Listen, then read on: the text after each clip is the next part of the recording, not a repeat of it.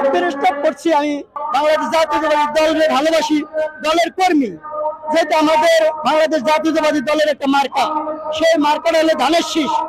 এই ধানের শীষ দিয়ে আমি পোশাক বানিয়ে এমন কোনো সমাবেশ নাই, মিটিং নাই, সেখানে আমি জানাই দিতে চাই যেন ধান দিয়ে পোশাক বানিয়ে প্রত্যেকের ঘরে ঘরে একটা মেসেজ দিতে চাই। যেহেতু আমাদের জিয়াউর রহমান এই ধানের শীষ বাংলাদেশে আমাদের এনে গেছে এবং সে রোপণ করে গেছে, আমাদের এই ধানের শীষ ধরাই দিয়ে গেছে, এটাই আমরা ধরে থাকতে চাই। যেহেতু আমি বাংলাদেশ জাতীয়তাবাদী দলের একটা কর্মী, জনাব তারেক রহমানের কর্মী, আমাদের মা বেগম খালেদা জিয়ার কর্মী, এবং আমাদের গায়ে যে পোশাকটা, এই পোশাক হলো বাংলাদেশ জাতীয়তাবাদী দলের একটা প্রতীক মার্কা।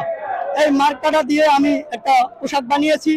যেহেতু আমি অনেক এই আওয়ামী লীগ সরকারের আমলে জ্বালা যন্ত্রণা নির্যাতনে ছিলাম, যেহেতু আমি ঢাকা শ্যামপুর থানা শ্রমিক দলের প্রচার সম্পাদক ছিলাম, ওখান থেকে আমি আমার এলাকায় চলে গেছি, সেখানেও শান্তি থাকতে পারি নাই।